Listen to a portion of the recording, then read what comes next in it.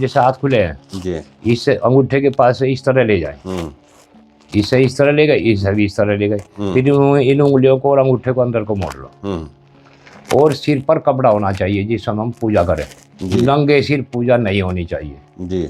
और नहीं हमारी भक्ति की ऊर्जाएं नंगे सिर से बालों को में निकल जाती हैं। जी। ऊपर आदिगुरु टीवी में आप सभी दर्शकों का हार्दिक स्वागत। आज हमारे साथ है बाबा फूलनाथ जी की हडोली गद्दी से ब्रह्मलीन पूज्य गुरुदेव ब्रह्मनाथ जी के शिष्य गुरुदेव नरेश नाथ जी। आज का हमारा गुरुदेव के साथ चर्चा का विषय है कि गुरु मंत्र कैसे सिद्ध करें। जी देखिए सबसे बड़ी बात है कि इस जीवन का कल्याण करने के लिए जी हम सभी को गुरु धारण करना चाहिए। वो चाहे किसी भी जाति का हो, किसी भी संप्रदाय का हो, किसी से भी संबंध रखता हो, सभी को ही गुरु तत्व से जुड़ जाना चाहिए। गुरु एक ऐसा तत्व है जो हमें इस संसार से उठाकर परमात्मा की शरण में ले जाता है। जी। लेकिन गुरुदेव अच्छा गुरु कैसे पहचाने कि ये अच्छे गुरु हैं, ये हम लेके उठा के लेके चले जाएंगे। हाँ, उसके लिए देखो ऐसा है, मैं आपको बताता हूँ कि गुरुर ब्रह्मा गुरुर विष्णु गुरुर्देवो महेश्वर है, गुरुर साक्षात परम ब्रह्म तस्मै श्री गुरु। गुरु के अंदर ब्रह्मा के समान ज्ञान हो, विष्णु के समान शक्ति हो और शिव के समान संपूर्णता को प्राप्त करने की शक्ति हो। ऐसा गुरु जो साक्षात परम ब्रह्म यानी उस परमात्मा के जिसने जो उसकी शरणागत हो, ऐसे गुरु को नमस्कार करना चाहिए। लेकिन आज के समाज में गुरु को ढूंढना, इस प्रकार के गुरु को ढूंढना तो बड़ा मुश्किल है। तो आपको जो भी गुरु मिले, जिसे भी आपने गुरु धारण कर लिया हो, वह गुरु जो है आप धारण कर लें। गुरु से बढ़कर भक्ति करने वाला ही उधर परमात्मा की तरफ को बढ़ता है। सबसे बड़ी बात क्या है कि भले ही हमारे गुरु जो हमने धारण किए वो कुछ नहीं जानते हो जी, लेकिन उन्होंने हमें एक रास्ता दिया है, एक मंत्र दिया है। वह मंत्र हमारा रास्ता है परमात्मा की तरफ को जाने का। एक तो होते हैं गुरु, एक होते हैं जगत गुरु, एक होते हैं सदगुरु, एक होते हैं सदगुरु। जी। गुरु मंत्र को जपते रहने से हम गुरु की आज्ञा का पालन करते हुए, अगर हम गुरु मंत्र को जप रहे हैं, गुरु मंत्र को जपते हुए और जो गुरु आज्ञा दे उसका पालन करते हुए, हमें सदगुरु की तरफ को यह मंत्र लेकर जाता है। हमें सदगुरु की शरणागत रहना चाहिए। गुरु तो एक रास्ता है, गुरु हमारा हाथ पकड़ कर नहीं ले जाएंगे, बल्कि गुरु ने जो मंत्र दिया है वह मंत्र हमें सदगुरु से मिलान कराता है। उसका हमें जब तब भक्ति जो भी है उस मंत्र का, वो ही मंत्र सर्व सर्वा है। हमारे शास्त्र में दुनिया भर के मंत्र लिखे हुए हैं, लेकिन जो मंत्र गुरु ने दिया है वह मंत्र सर्वशक्तिमान है। वह चाहे उन्होंने कोई भी शब्द दिया हो, वह ही हमें परमात्मा तक ले जाने की क्षमता रखता है। अब परम गुरु जो हमारे जगत गुरु, हाँ, जो हमारे सर्व सर्वा हैं, जिन्होंने इस जगत को गुरु से बांध रखा है, वो तो है भगवान शिव जी, जो इस ब्रह्मांड की संपूर्ण ऊर्जाओं को अपने अंदर समेटे हुए हैं। इसलिए उन्हें जगत गुरु की उपाधि प्राप्त है। और जगत गुरु तो संपूर्णता को प्राप्त किए हुए हैं ही, उनके अंदर इसी धरती की नहीं बल्कि पूरे ब्रह्मांड की जो ऊर्जाएं हैं वो हमारे जगत गुरु के अंदर विद्यमान है। अब उन्होंने ही, वो तो जगत गुरु हैं, संपूर्ण जगत के रक्षक है, संपूर्ण जगत का पालन करने वाले हैं। जो भी गुरु शिष्य की मर्यादा में बंधे हुए हैं वो उन्हीं सब भक्तों का कल्याण करने में सक्षम है जगत गुरु भगवान शिव। अब भगवान शिव ने एक संप्रदाय चलाने के लिए, नाथ संप्रदाय चलाने के लिए स्वयं को गोरक्ष रूप में अवतरित किया। शिव और गोरक्ष ये दो नहीं है तो एक ही, लेकिन इन्हें अलग अलग मानते हैं, जबकि शिव ही गोरक्ष है और गोरक्ष ही शिव है। गोरक्षनाथ जी को हम शिव गोरक्ष के नाम से पुकारते हैं। हमारा नाथ संप्रदाय गुरु गोरक्षनाथ जी के शरणागत है और शिव और गोरक्ष दोनों एक ही है।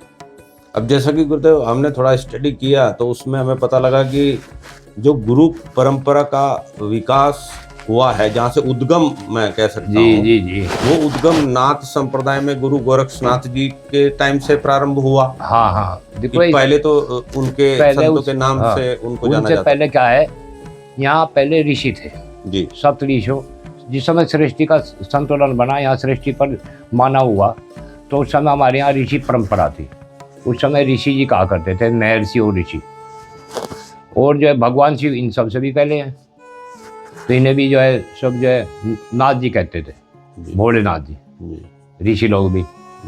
लेकिन जो है गोरक्षनाथ जी, जिस समय गोरक्ष रूप में भगवान शिव अवतरित हुए, उस समय उन्होंने नाथ संप्रदाय में को आदेश दिया कि जो है हम सभी जो है गुरु तत्व से जुड़े, और जिसे भी आप गुरु धारण करें उसकी आज्ञा का पालन करते हुए आगे बढ़े, तो उससे प्राप्ति होती है भगवान गोरक्षनाथ जी की। भगवान गोरक्षनाथ जी की प्राप्ति होने के बाद भगवान गोरक्षनाथ जी हमें मुक्त कर सकते हैं, हम मुक्ति के मार्ग पर जा सकते हैं, और भगवान शिव हमें मोक्ष दिला सकते हैं। तो ये तीनों एक ही सत्ता है, गुरु, जगत गुरु और सदगुरु, तीनों सत्ता एक ही है। पहले गुरु हैं, गुरु हमें उधर का रास्ता दिखा रहे हैं। वो कैसे भी हो सकते हैं गुरु किसी भी प्रकार के, वो अगर उनके आचरण में हमें कुछ त्रुटि दिखाई दे, व्यवहार में कोई त्रुटि दिखाई दे, तो उसके लिए गुरुदेव अब ऐसा संपूर्ण व्यक्तित्व, संपूर्ण गुरु की अगर मैं बात करूं तो संसार में कुछ नए के बराबर है, दिखाई नहीं दे रहे। कुछ ही है नहीं गुरुदेव, नए के तो नहीं कह सकता मैं, अच्छे अच्छे संत भी हैं बहुत। हाँ, प्रेममय मूर्तियां हैं जी परमात्मा की। तो जो है अगर हमें किसी प्रकार से ऐसा गुरु मिल जाए जो ज्ञानी न हो, लेकिन उसने हमें मंत्र दिया है जी, वह मंत्र ही हमारा जीवन में गुरु तत्व को लिए हुए है। चमत्कारिक परिणाम गुरु मंत्र से होंगे जी।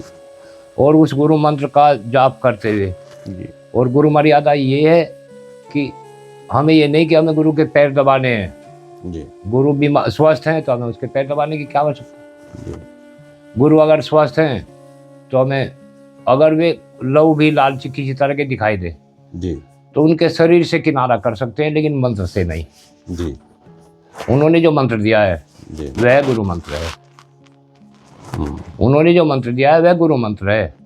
उस मंत्र का अगर हम अध्ययन करते हैं, उस मंत्र को अपने अंदर धारण करते हैं, उसे अपने अंदर उतार लेते हैं, तो वह मंत्र हमें गुरु गोरक्षनाथ जी तक, यानी सदगुरु तक ले जाने में सक्षम है। मतलब लैडर का काम करती है, सीढ़ी का काम। सीढ़ी है, गुरु एक सीढ़ी का पहला डंडा है जी, गुरु गोरक्षनाथ जी बीच के डंडे हैं जी, और जगत गुरु भगवान शिव जो है उसके आदि डंडे हैं। तो पहले वो बताया आपने, पहले गुरु होते हैं, पहले गुरु हैं, उसके पास कोई भी हो सकते हैं, कोई भी हो सकते हैं, आपकी श्रद्धा है। हाँ, जिसके भी श्रद्धा बनी, कोई से भी संप्रदाय के हो सकते हैं, जरूरी नहीं कि नाथ संप्रदाय के हो, किसी भी संप्रदाय से कोई भी जुड़ा हुआ है। ओके, उसके बाद में फिर जगत वो सदगुरु आते हैं। हाँ, सदगुरु जो है गोरक्षनाथ तो जी, वहाँ से गुरु मंत्र आपको सदगुरु तक लेके जाएगा। और जब सदगुरु के हम शरणागत हो जाते हैं, यानी जब हम अपने अंदर उतरने लगते हैं, उस मंत्र का जाप करते करते हमें अपने अंदर का आभास होने लगता है। हमारे अंदर सांसों की क्रिया, हमारे अंदर दिल का धड़कना, हमारे अंदर आचार विचार का बहना, विकारों का हिलना डुलना, ये सब मन की गति क्या है, ये सब धीरे धीरे उसके जो है जब पता लगने लगते तो हम सदगुरु की शरणागत हो जाते हैं, यानी गोरक्षनाथ जी की शरणागत हो जाते हैं। तो गुरुदेव इसमें कुछ रोल, ये आध्यात्मिक शरीर है जो ये कुंडलिनी शक्ति है और ये जो बंद है, इनका भी कुछ मंत्र के साथ में लिंक रहता है, गुरु मंत्र के साथ में? देखो इसमें ये चीजें हमारी जागृत करती है, कुंडलिनी शक्ति को जागृत करती है, चक्रों को जागृत करती है, गुरु मंत्र ऐसा करता है शरीर के अंदर? देखो, गुरु मंत्र तो हमें सीधा जो है नाथ जी से जोड़ता है, यानी जो है सदगुरु से जोड़ता है जी, और उसे जोड़ने का जो है कार्य वो हमारे सांस हैं जी, कुंडलिनी या जो जितने भी चक्र हमारे अंदर जी, ये सभी चक्र एक ये अलग विषय हो गया। जी चक्रों को खोलना, कुंडलिनी जगाना, और ये तो एक अलग विषय हो गया हमारा। जी जी, मेन उद्देश्य ये है कि आप जप कैसे करते हैं, जो क्रिया, हाँ, क्रिया मंत्र मंत्र का जाप कैसे करें। जी इसके लिए क्या है कि हम अपने सामने जल रखें। जी जिस समय भी हमें मंत्र सिद्ध करने के लिए यानी मंत्र जाप करने के लिए हम जो है आसन पर बैठे। जी एक तो पहली बात, आसन का स्थिर होने का नाम आसन है, जी न कि पलथी मार के बैठने का नाम। जी यानी पालथी लगा के बैठने का नाम आसन तो है, जी लेकिन अगर हम स्थिर नहीं है जी तो हमारा ध्यान ही नहीं लगेगा। जी, सबसे जरूरी है स्थिर होना, स्थिरता, शरीर का स्थिरता, मूवमेंट शरीर- नहीं होना, हाँ, कुछ भी शरीर का स्थिर होना। जी शरीर स्थिर होगा जब हम बैठ के पालथी मार के बैठ गए, जी तो 90 अंश के कोण पे हमारा शरीर होना चाहिए धरती पे। जी जब हम 90 अंश के कोण पे सीधे बैठे हुए हैं, जी तभी हमारे अंदर जो है जो हम मंत्र बोल रहे हैं जी वो हमारे अंदर उतरेगा। जी अगर हम आसन पे नहीं बैठे हुए यानी सीधे नहीं है, 90 अंश के कोण पे नहीं है, जी तो वो मंत्र हमारे अंदर उतर नहीं पाएगा। जी वो भी डोलता रहेगा जिस तरह हम डोल रहे, आगे पीछे इसी तरह मंत्र डोल रहा। जी तो मंत्र को स्थिर करने के लिए हमें स्वयं को स्थिर करना है, जी और स्थिर होने के बाद ही उस मंत्र का जाप किया जाता है। जी उसमें क्या है, मंत्र को शुरू करने से पहले जो हमने जल रखा है उसका अपना मंत्र बोलते हुए 3 बार आचमन लें, जी और फिर हाथ धोकर आंख बंद करके अंगूठे और अंगूठे के पास की जो उंगली है, इस उंगली को अंगूठे की जड़ में ले जाए। जी, कैसे कैसे एक बार गुरुदेव करके बताओ आप जरा। हाँ, जो है देखो, ये अंगूठा है, ये उंगली है, जी। दोनों हाथ के अंगूठे और उंगली इस जी। तरह से अंगूठे की जड़ में उंगली का पोरवा ले जाए, जी जी जी और ये 3 उंगलियां इसके साथ अंदर की तरफ मोड़ ले। जी। और एक मिनट गुरुजी, मैं ये मुद्रा आप एक बार दिखाओ कैमरे पे, आप जी जी जी, दिखाओ गुरुजी। तो ये जो है इस तरह से जो है जैसे हाथ खुले हैं, जी इससे अंगूठे के पास से इस तरह ले जाए, इससे इस तरह ले गए, इससे भी इस तरह ले गए, फिर इन उंगलियों को और अंगूठे को अंदर को मोड़ लो, और सिर पर कपड़ा होना चाहिए जिस समय हम पूजा करें। नंगे सिर पूजा नहीं होनी चाहिए जी, और नहीं हमारी भक्ति की ऊर्जाएं नंगे सिर से बालों को में निकल जाती हैं जी, ऊपर को ब्रह्मरंध्र से निकल जाएगा। हाँ, वे जो है बालों के द्वारा निकल जाएंगी। जी, तो इसलिए हमें अपनी भक्ति अपने शरीर में रोकने के लिए, अपनी ऊर्जा अपने शरीर को प्रभावित चलाने के लिए, तो हमें चाहिए सिर पर कपड़ा हो जी, और जो है उसके बाद जो है हम अपनी भक्ति करें। जी, उस समय मंत्र जाप शुरू करें, जी, और मंत्र जाप जितनी देर भी आप करें उतनी देर आप स्थिर रहें। जी, अगर आपकी स्थिरता टूटती है जी, तो मंत्र में ही रुक जाएगा, जी, वो अपना प्रभाव करना काम करना बंद कर देगा। जी, तो इसलिए अगर हमें मंत्र को प्रभावित रखना है जी, तो स्थिरता बहुत अनिवार्य है। जी, और वो कोई भी मंत्र हो, जी, कोई भी शब्द हो, जी, शब्द ही मंत्र है, जी, और वो कोई भी शब्द हो गुरु के दिया हुआ कोई भी शब्द गुरु मंत्र कहलाता है। जो उन्होंने कह दिया कि बेटे ये गुरु मंत्र है, जी, तो वो जो है वही मंत्र बन जाता है। उसमें छेड़छाड़ नहीं करें। उसमें न तो बढ़ाए न घटाए, जी, न उसे छेड़छाड़ करे, जी, जो दे दिया गया है वही गुरु मंत्र है। जी, और कोई भी गुरु हो सकता है, किसी को भी किसी भी संप्रदाय में, सभी संप्रदाय में, सभी धर्मों में जी, ये मर्यादा बनी हुई है। जी, उनके अलग अलग नाम है, वो अलग बात है, लेकिन जो सभी गुरु लोग अपने शिष्यों को मंत्र देते हैं। जी, और सभी को ही, सभी प्राणी को, जो भी मानव योनि में आया है, जी, उसे चाहिए कि वो गुरुमुखी हो। जी, अगर वो गुरुमुखी है तो वह इस जीवन को जीने के लिए आया है। जी, अगर वह गुरुमुखी नहीं है तो वह यहाँ से उस परमात्मा की, उस जगत गुरु की माया में गिर जाता है। वह फिर यहाँ धन दौलत, वैभव, लक्ष्मी आदि व्याधि ये सब चीज़ों में घुस जाता है। और जब वह गुरुमुखी हो जाता है तो गुरुमुखी उसे जो है इन सब चीज़ों से अलग होने का रास्ता उसके गुरु मंत्र है। जी, अगर गुरु मंत्र हम अपने स्थिर क्रिया से करते हैं, स्थिरता रखते हुए करते हैं, तो धीरे धीरे हमारे अंदर उतरता चला जाता है, जिससे कि हमें पता लगता है कि हमारे अंदर क्या चल रहा है। जी, हमारी बीमारियों का इलाज भी हमारे शरीर के अंदर मौजूद है। जी, हमारे शरीर में परमात्मा ने एक ऐसी सत्ता दी, ऐसी चेतना दी है जो हमारे शरीर की बीमारियों का इलाज करती है। जी, बस वह समझने की बात है। जी। तो गुरुदेव, आप इस मुद्रा के बारे में बता रहे थे जो आपने ये किया अभी। जी जी, एक बार और बताओ जरा, एक बार और बता दो जरा। देखो इस तरह से जो है अंगूठा है, इसके बराबर में जो तर्जनी उंगली है, जी, इस उंगली की जो अगला भाग है जी, वो अंगूठे की जड़ में ले जाए। जी, इसी तरह दूसरे हाथ के ले जाए। जी फिर इन तीनों उंगलियों को अंदर को मोड़े जी और अंगूठे को भी उनके साथ साथ अंदर को मोड़े। जी। तो इससे हमारी जो ऊर्जा है, जो हमारे अंदर भक्ति की ऊर्जा बढ़ती है, वो बाहर इसी स्थिति में बैठना है गुरुदेव, यही आसन है बस? आसन तो जिस आसन पर आप अधिक से अधिक बैठ सकते हैं, कोई सा भी आसन हो, अच्छा, कोई सा भी। मतलब मेन ये हाथ बंदी रखने हैं। अगर हाँ। माला हम हाथ में माला अगर ले आप रहे हैं माला जप रहे हैं जी, तो माला के लिए ये उंगली तो लगती नहीं, ये तो यहीं लगेगी हाँ जी, और इससे इस तरह से जो है माला घुमाएंगे। अच्छा अच्छा। अगर माला हाथ में ले, जनरली तो माला लेके तो जैसे माला लेके फिर जाइए, ये हाथ हमारा यहाँ आना चाहिए, यानी पेट के निचली तरफ, नाभि के निचली तरफ, नाभि के नीचे होना चाहिए बायां हाथ। और इसके ऊपर जो हमारी माला ऊपर होनी चाहिए, जिससे कि हमारी हथेली के बीच में उस माला का नीचे लाइसा लगा रहे।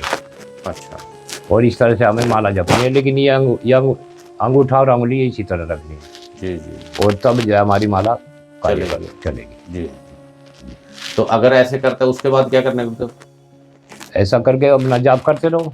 जी जाप करते करते अपने आप ही अपने अंदर घुसना सीख जाओगे। जी, स्थिर रहना है जाप करना। बस हाँ, जाप करते समय स्थिर रहना है। अगर आप स्थिर हैं तो आपका मंत्र सही चलेगा। कितनी माला जप करना चाहिए गुरुदेव? अगर मान लो गुरु मंत्र लिया हुआ है आपने, तो कितनी माला उसमें जपना चाहिए? इसमें कम से कम 11 माला तो कम से कम होनी चाहिए, डेली होनी चाहिए। डेली होनी चाहिए। और एक जगह बैठ के स्थिर अवस्था में ना कर पाए, चलते फिरते करे तो? चलते फिरते तो आनंद है, लेकिन वो माला नहीं होती, वहाँ माला नहीं चलती। वहाँ तो अपना सांस के द्वारा होना चाहिए। फिर अच्छा, वहाँ जो चलते फिरते तो सांस लेते हुए हमारी सांस पर ध्यान होना चाहिए, मंत्र चलता रहना चाहिए। तो सांस पे कैसे, मतलब मंत्र को जैसे सांस लिया पूरा मंत्र बोल दिया, सांस छोड़ा फिर पूरा मंत्र बोल दिया, ऐसे होना चाहिए? नहीं, जब सांस लिया, जी, सांस लेते हुए अंदर सांस पहुँचाया, जी अंदर गहरा सांस, यानी जो नाभि तक जाए, जी और वहाँ आकर हमने ब्रेक लगा दिया, रोक लिया सांस, जी और फिर वहाँ मंत्र बोल लिया। उसके बाद सांस छोड़ दिया, जी। फिर दोबारा सांस लो, अंदर जाने के बाद रोक कर फिर मंत्र बोल लो।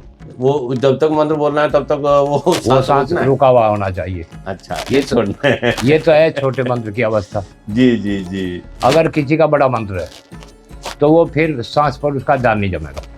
जी। अगर लंबा मंत्र है किसी के पास तो वहाँ सांस पर ध्यान नहीं जम पाएगा। फिर तो वो जो है चलते हुए अपना मंत्र बोल रहे, ठीक है, उसका प्रभाव समझ लो कि जो है बहुत कम होगा। जी, फिर तो उसे वहाँ बैठकर ही जो है कहना, अपने आसन पर बैठ के ही कुछ प्राप्ति कुछ होगी। प्राप्ति हो सकती है। चलते फिरते लंबे मंत्र से प्राप्ति नहीं होती। तो शरीर में गुरुजी कुछ अनुभूतियां भी होती है भक्तों को कि क्यों नहीं होती? हाँ, कुछ विशेष होती है कि शरीर में, क्या आपको लगता है? देखो, विशेष ही नहीं, विशेष से भी विशेष अनुभूतियाँ होती है, अपना अनुभव होता है।